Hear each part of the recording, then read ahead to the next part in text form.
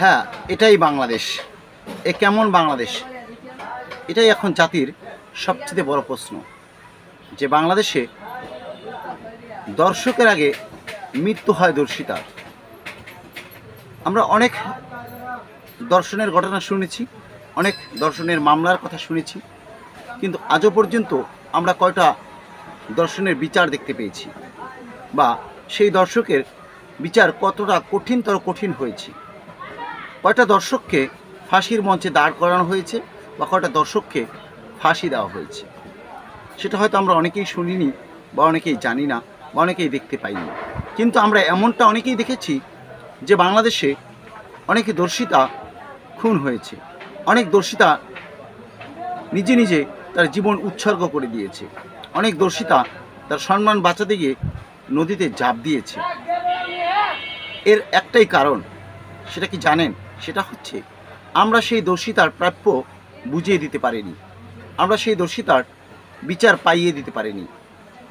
যে দেশে দর্শকের পক্ষে আইনজীবী দাঁড়ায়, সেই দেশে কখনো দর্শিতার বিচার হতে পারে না। এ কেমন বাংলাদেশ? এরকমের বাংলাদেশ তো আমরা চাইনি। স্বাধীনতার 53 বছর পেরিয়ে গিয়েছে, কিন্তু এখন পর্যন্ত সেই দর্শনের বিরুদ্ধে কঠিন কোনো বিচার আমরা দেখতে পাইনি। বাংলাদেশের জনগণ কি এটা চেয়েছিল? এই স্বপ্ন কি দেখেছিল 1971 সালে? এই স্বপ্ন কি দেখেছে 24-এর ছাত্ররা? এই স্বপ্ন কি দেখেছিল 52-এর ভাষা শহীদরা? দেখেনি কেউ। কিন্তু আমরা এর উল্টো ঠিকই দেখতে পেয়েছি। হয়তো আমরা যখনই কোনো দর্শিতার খবর পাচ্ছি, তখন ফেসবুক জুড়ে আলোড়ন সৃষ্টি হচ্ছে, মিডিয়া পাড়ায় আলোড়ন সৃষ্টি হচ্ছে, হয়তো আদালত পাড়ায় আলোড়ন সৃষ্টি হচ্ছে, কিন্তু কিছুদিন পরে সেটা ম্লান হয়ে যাচ্ছে। হয়তো পেশি শক্তির কারণে, হয়তো টাকার কাছে, হয়তো বা প্রতিপত্তির কাছে সেই দর্শনের মামলা গায়েব হয়ে যাচ্ছে, বা সেই ঘটনা চুপ হয়ে যাচ্ছে, বা সেই দর্শিতার পরিবার সেই দর্শকের কাছে, দর্শকের পরিবারের কাছে সমঝোতা করছে। বিনিময়ে কিন্তু আমরা সেই দর্শকের বিচার করতে পারছি না।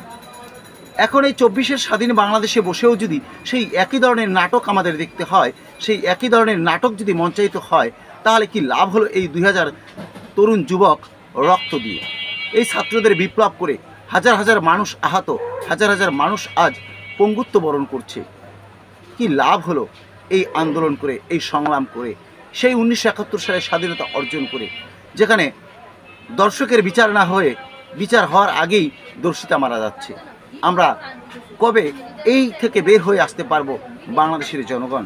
এটাই জাতি এখন এই সরকারের কাছে, এই অন্তর্বর্তী সরকারের কাছে জানতে চাচ্ছি। আমি এই উপদেষ্টা সাহেবকে বলতে চাই, এমন কিছু একটা করুন যাতে এই দর্শিতার মৃত্যু না হয়, দর্শকের মৃত্যু হয়। কারণ আপনারা দেখেছেন, দর্শিতাকে যেভাবে কোর্টে জেরা করা হয়, তাতে তার বেঁচে থাকার আর কোনো স্বাদ থাকে না, অথচ দর্শককে কিন্তু সেই প্রশ্নের জেরা করা হয় না।